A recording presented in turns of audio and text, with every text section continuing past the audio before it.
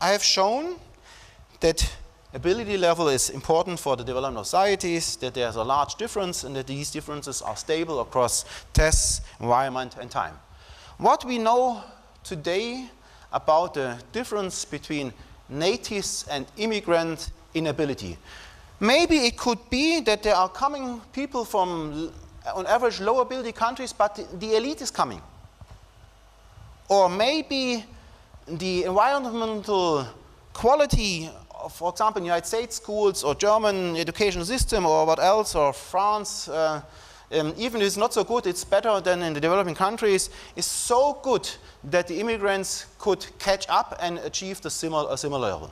However, that is not true, except we have in all nearly in all countries, except for Gulf countries and Australia, we have the pattern that the natives' ability level is higher than the ability level of the immigrants.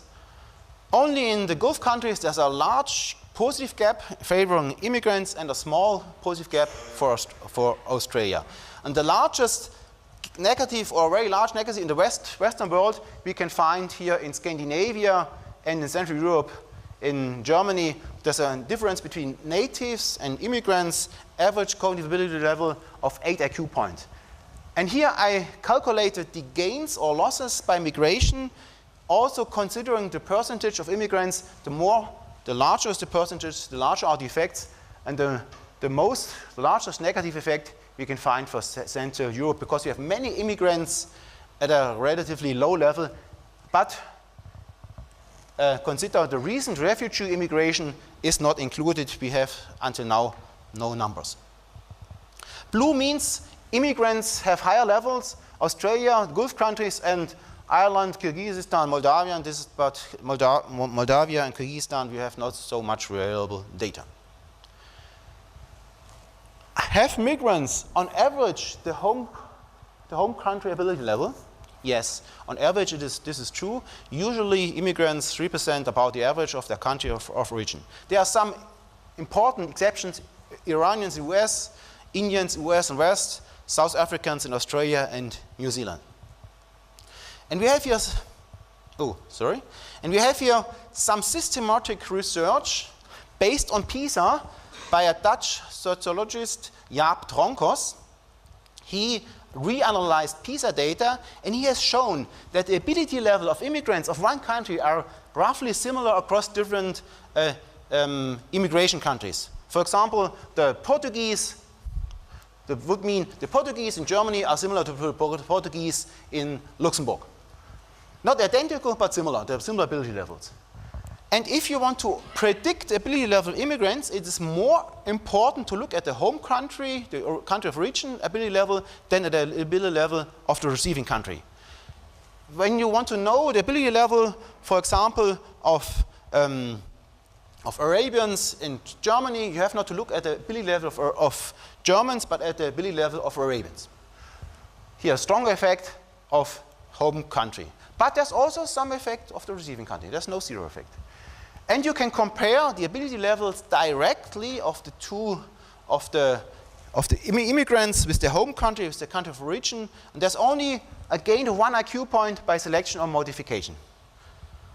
And the Spanish researcher Julio Cabaña comes to the result, another one, not Dronkers. Immigration hardly affects students' PISA scores, which remain at the level of the country of origin and do not come closer to the level of the destination country. So, I have shown ability is important, there are huge differences, they are stable, and they are replicated by the immigrants. What will be now the effects of immigration? We can do such a syllogistic talk, we can apply logical reasoning like an aspect of intelligence based on previous robust empirical results with strong theoretical background. The immigration of people of low cognitive human capital will show negative consequences for economy and society. However, two qualifications: immigrant groups differ. The immigrants from Vietnam are different to the immigrants, for example, from Mexico, or the ability level from from China, Chinese is different from the ability level of sub-Saharan Africa. And of course, cognitive ability is not all, personality also counts. And what is always correct, I've not mentioned until now, individual differs. There may be smart people from Africa and dull people from China. They exist. But on average, the ability levels are not in this way. What are the economic and fiscal effects of the last immigration waves? Calculated by, I choose here only very highly reputable scientists as sources. This, the first source is Bernd Raffehüschen. He's an economist in Freiburg, and he said that the last refugee immigration wave will cost about 17 billion euro per year in Germany. Even if the immigrants are integrated within 6 years into the labor market, the additional long-term costs will be around 900 billion euro. 900 billion euro. It's incredibly high. If qualification integration would need more time, the costs will be considerably higher. Another economist from Kiel, he calculated costs of 55 billion per year. Others, like Legrain, who is paid by a refugee support organization, came to more positive results. For past immigrants, Hans-Werner Sinn from Munich, also very highly respected economist in Germany, he has calculated costs of about 1,800 euro per year. And Holger Bonin, economist from Mannheim, he calculated that the past immigration, not the now, but the past immigration costs per life an immigrant about 79,000 euro per life, compared to 3,000 euro per life for a native. Maybe this sounds strange for you. How could it be always negative? It is negative because we are increasing death from generation to generation. That means immigrants show a 25 times higher, greater loss compared to natives. And even in Canada, you have a negative effects of immigration. Canada and in Germany, if you look at the newspapers and so on, is always seen as a positive example how to deal with immigration. Oh, look at Canada, how they are doing this so well. But it's not done well, because also in Canada, the effects are negative. One average immigrant costs per year $6,000, and altogether, depending on the number of immigrants, costs per year 24 billion or 16 billion Canadian dollar. And these calculations did not include very important costs. The costs of crime are really, really high. I think many of you will know the calculations, how much costs, for example, a murder or a rape. Economists have tried to calculate the costs of crime, and these are all not included in the former studies. Dealing with crime, we have one problem. Byron wrote, he has written a book about diversity effects, has described it 6 years ago, that in reading through the literature on crime among immigrants, some from reputable sources and others more anecdotal, one is struck by the absence of sound government statistics. There are no really good governmental official statistics.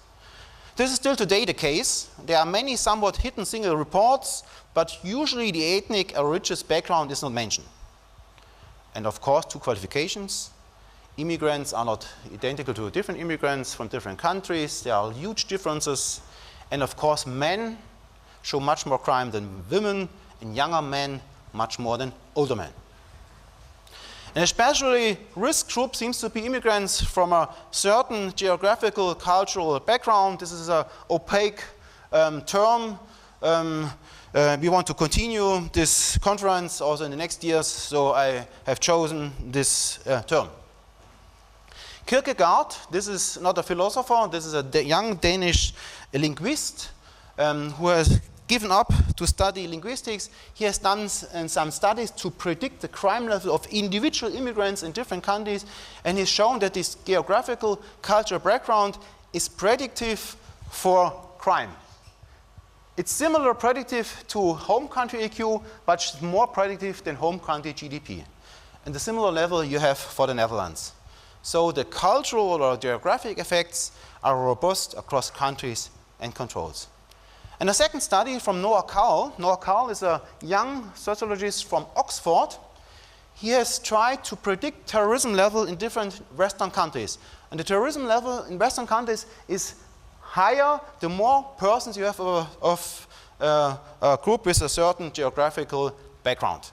And this is a very robust results, also integrating controls like GDP. And this is exactly that what have said the East European politicians like Václav Klaus or Viktor Orban, who said, no, we do not want these immigrants because we do not want to have certain aspects which are not beneficial for our societies. One example from German-speaking countries, sexual assault in public swimming pools. There's nothing new under the sun. This was first reported from a similar group in the 60s in Paris from Spiegel. Spiegel is the most important German news magazine. In 50 years ago you found these things, but today it's really difficult to find such reports. What they have written 50 years ago: Parisian women get spoiled babbling in pools. Where there is paddling a single bikini, she is shortly encircled above and below water by this term we would not use today anymore, brownish swimmers. 10 or 20 Algerian hands pull their fasteners or rob her the textile. Consequence, the bathing girls avoid the pools and also their male friends. Spirited pool attendants who venture to step in towards freebooters, also who try to control them, were afterward threatened by hostile routes.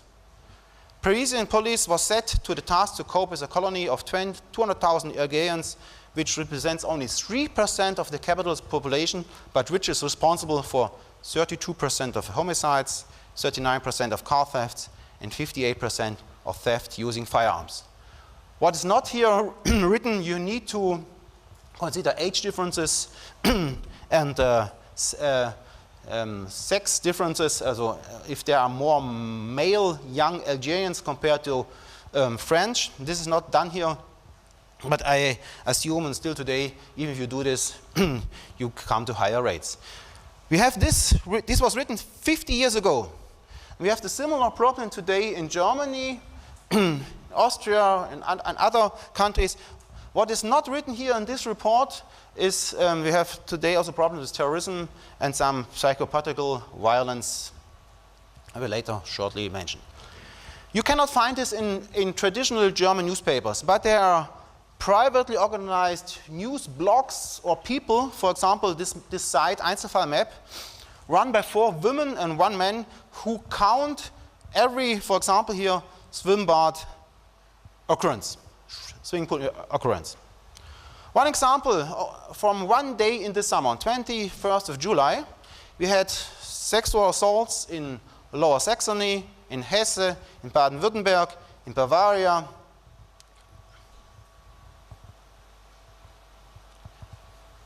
We had them in North Rhine-Westphalia, we had them also in Austria. We have also sexual abuse on slides and showers in changing rooms, violence against other guests, not following the instruction of pool supervisors. When I was in summer in West Germany in a swimming pool, I have seen first time in my life that there is security service. I asked one of my uncles, he will become 80 years this year. He lived in 4 different German-speaking countries. He lived in National Socialist Deutsche Reich.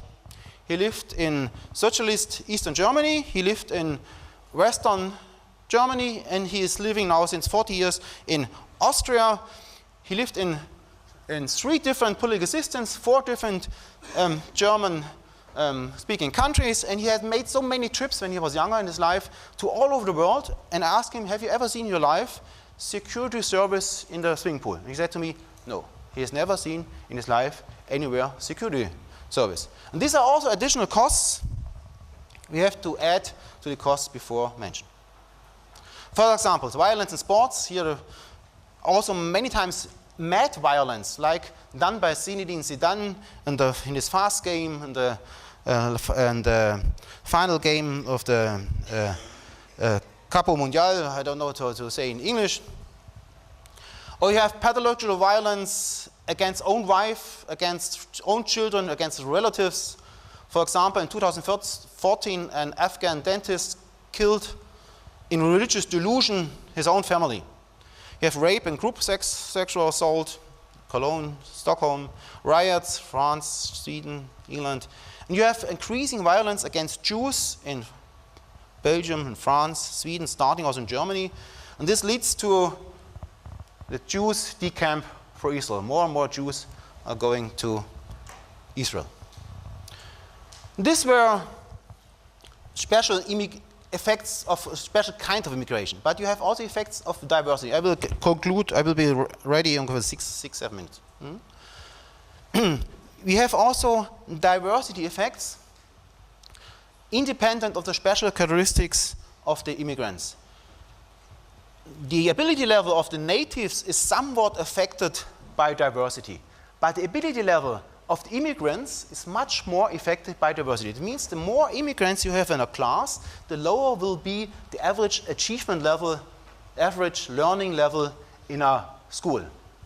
And this is one important result, that all these negative effects are less serious for the average native, but they are more serious for the just existing immigrants or just for the coming immigrants. The people who mostly benefit of fewer immigrants are the immigrants themselves. Then you have a negative effect on trust. Diversity decreases trust, have a negative impact on economy and society. And diversity reduces the willing for redistribution. Last week I found a result, example for this. I've read that food banks receive less and less support in Germany. The newspapers have written that the food banks who give food away to poor people, the food banks receive less food because of shelf life and competition. But there were no changes in the last 5 to 10 years in shelf life or competition. There was only a change in last year in the composition of people who go into the food bank. Now, I don't know the numbers, but I assume about half or a little bit more refugees are going to the food banks. We have also effects on science. We will find more studies on stereotypes, prejudices, racism, and multiculturalism, diversity. We'll have politicization of research, ignoring research coming not to politically wished results, which is frequently labeled as being right, racist, or similar. And if it's something right or racist, it's not true. It's assumed. We'll have more cloud cuckoo land and commissioned research coming to the expected results. One example is research of TENT. TENT is a refugee supportive organization. They found that investing €1 in refugees will have economic benefits. I think this is true. If you invest money in education, in training, human capital training, this will have a positive impact. But then they concluded we need also anti-discrimination laws, and they concluded that the refugees as a group will have a positive impact on the economy and society. And this last is not true. The first is true. If you invest, you will have usually a positive effect. But the last, that the refugee immigration will have positive impact on society, is certainly not true.